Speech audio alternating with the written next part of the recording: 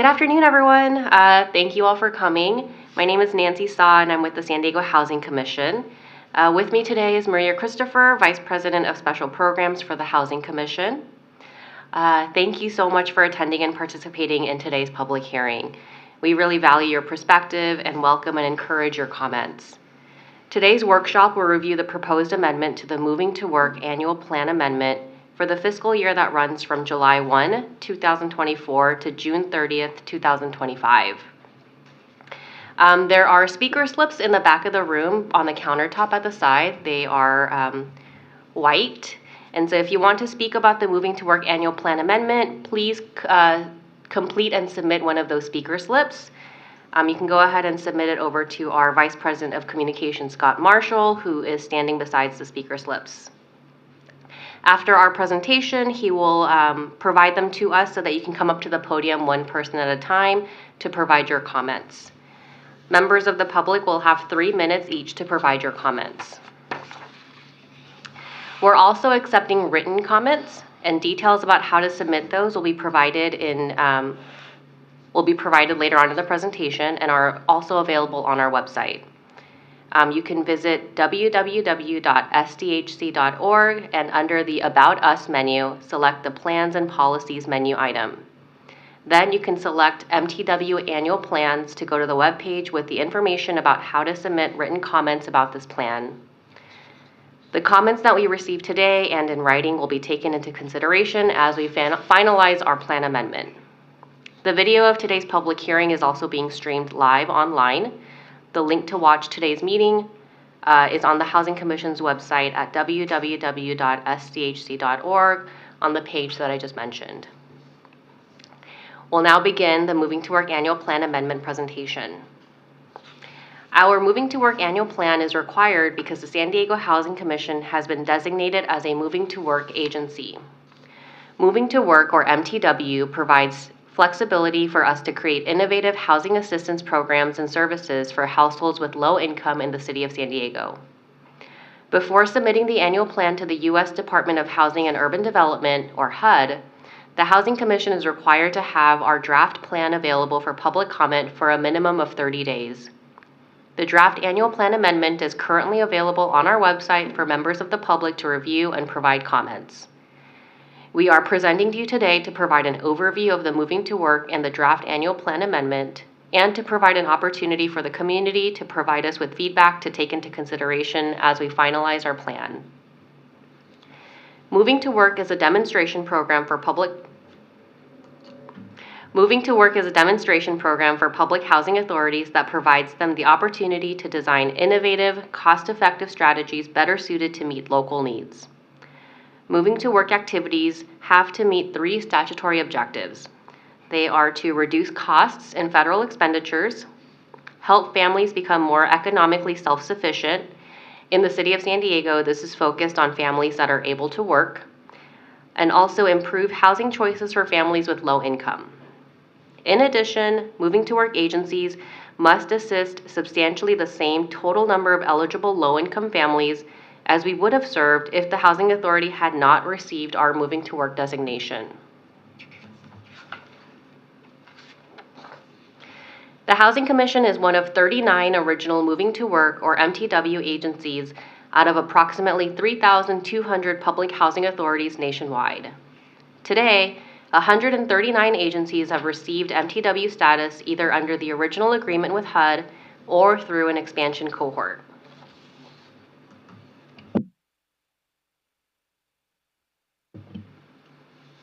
For the fiscal year 2025 MTW Annual Plan Amendment, we are reproposing one activity and proposing 2 new activities. The activity we are reproposing is the Rental Assistance Rent Reasonableness activity, which the Board approved in February of 2024. Rent reasonableness ensures that contract rent for units rented by Housing Choice Voucher households are comparable to similar market rate units. This activity will modify the regulatory definition of rent reasonableness to limit Housing Choice Voucher rent increases to the lower of 5% plus the Consumer Price Index, or CPI, or 10% within a 12-month period.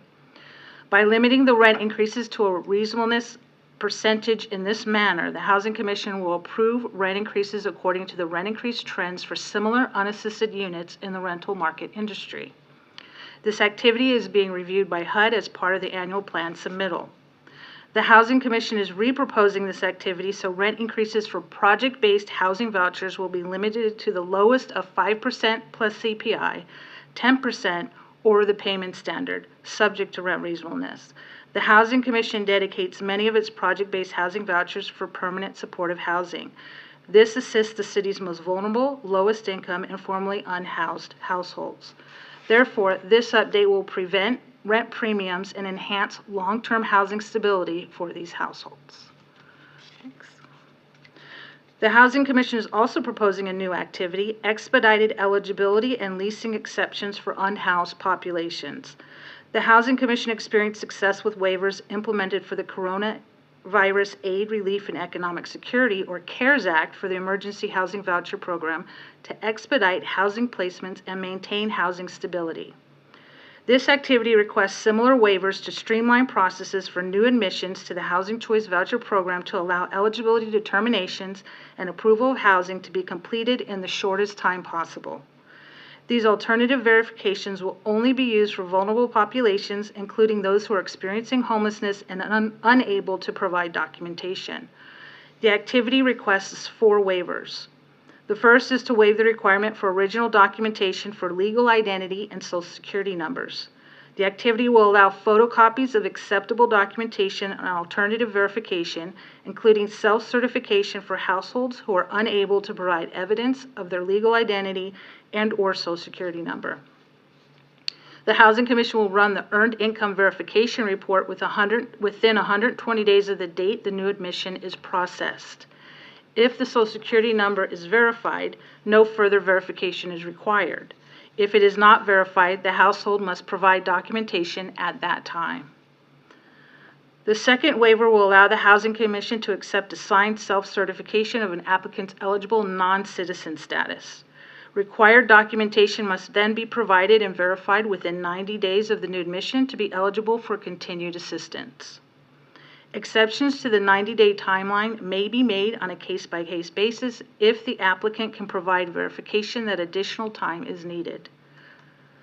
The third waiver will allow the Housing Commission to accept self-certification of income and/or expenses without notarization as the highest form of verification for a family experiencing homelessness that is unable to provide documentation, or if the existing income verification hierarchy is unavailable. The fourth waiver is for permanent supportive housing programs to expedite eligibility and leasing for households. The waiver will allow the Housing Commission to use the criminal history report performed by the property management company and allow applicants to complete the HUD-required briefing within 30 days of move-in. Approval of these waivers will streamline the process for new admissions of vulnerable populations, including people experiencing homelessness, to allow eligibility determinations and approval of housing to be completed in the shortest time possible. This is essential to place vulnerable households into stable housing as quickly as possible. An impact analysis was conducted that reviewed new admissions completed during the COVID-19 pandemic when similar regulatory waivers and alternative requirements were allowable under the CARES Act. The analysis compared the new admissions in the Housing Commission's special programs that were completed during the CARES Act timeframe against the number of households who ended participation from the program due to failure to provide information or unreported income. 99% of new admission households who utilized these waivers remain compliant with follow-up verification of identity, Social Security, citizenship status, and income. Further streamlining processes is expected to create stability and improve social and emotional well-being by expediting housing placements and providing families with subsidies in the shortest times possible. The second new activity the Housing Commission is proposing relates to the Family Unification Program, or FUP, youth vouchers. The Fostering Stable Housing Opportunities, or FSHO amendments, made changes to FUP youth vouchers to provide eligible youth with an extension of voucher assistance for up to 24 months. To be eligible, youth must be participating in a Family Self-Sufficiency, or FSS, program, or engaged in education, workforce development, or employment activities for at least 9 of the 12 months preceding the extension. FSHO compliance is set on an annual basis at the end of the 36-month and 48-month time periods. The MTW activity proposes to modify the time for the verification of eligibility for subsidy extension to review at the time of 24-month and 48-month time periods. This will provide a number of benefits, including provide participating youth additional time to implement the criteria to meet extension requirements to qualify for an additional 24 months of rental assistance, increase the number of youth eligible for program extension, increase self-sufficiency among participating FUP youth households, and align with the Housing Commission's biennial recertification cycle. An impact analysis was conducted and determined that 40% of the FUP youth participants would benefit from this activity. These households are currently not enrolled in the Family Self-Sufficiency Program.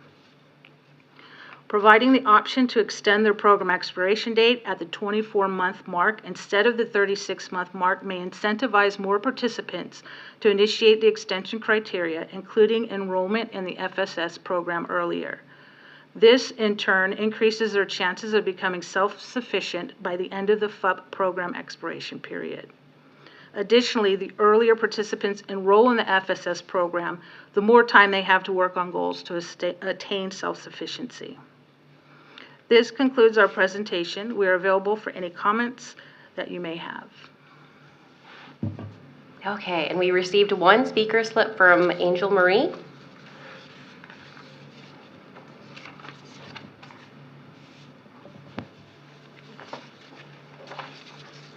Hi, good afternoon. The reason why I'm here is because you were talking about rent reasonableness. You have different communities based by zip code. Unfortunately, I know you all understand how it is that now all areas are getting completely ridiculous with rental amounts. And the rents in your signature communities are now competing with the rents in Poway, Rancho Bernardo, and we're not seeing the lower rents we used to. I myself are on a fixed income, and regardless of what the rental amount is, I'm already over my voucher amount for my area, and I have been since I moved in that area. And even though I've been there 4 years, my voucher amount has not changed, and I'm still paying the overage, and now they're wanting to raise the rent to market rate, because when I moved in, it wasn't market rate, it was based on the area. And I found out that if I tell you I want to move out of the area I live in and decide to move to one of your choice communities, if I want to go move into a white neighborhood, Terrasana, Claremont, you'll pay me more and give me more of a voucher to relocate out of my own community than if I stay in my community, and that's not fair. They need to change the voucher program where if you're going to give someone a $3,200 voucher to live in Terrasana, you should also give that opportunity for people to stay in their own communities. Because for me to have to want to move, and I have custody of my granddaughter.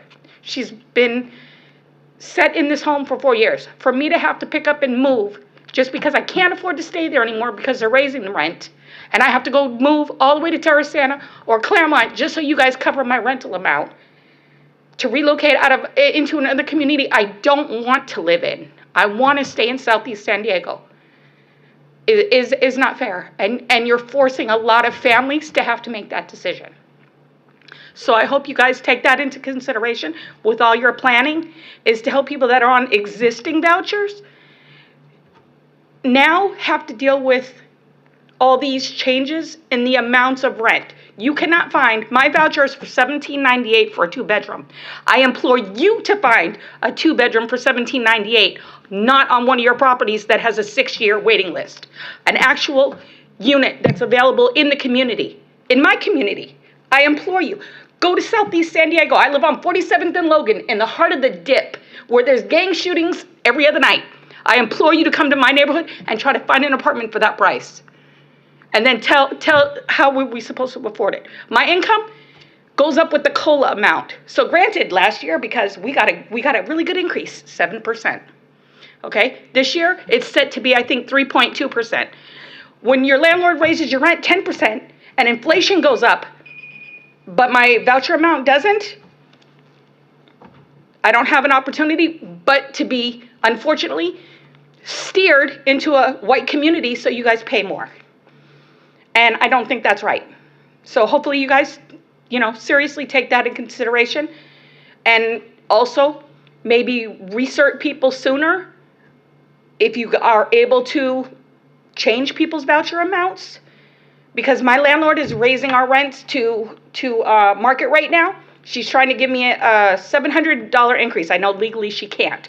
But basically, she's going to give me the 10% and 10%, 10%, 10%. So I can look forward to that if I stay. And I can't afford it. Even the 10%, can't do it. So my only option is to give notice and to move to Claremont, Terrasana, wherever your voucher pays more. So just hope you guys can figure something with that out. Okay, thank you. Thank you for sharing your comment. That was the only comment card that we received, so that'll conclude our public hearing. Thank you all so much again for attending, and if you would like to submit written comments, you can do so on our website, www.sdhc.org. If you go to the About Us button and go to annual plans, moving to MTW annual plan, you should find the instructions there. Thank you all.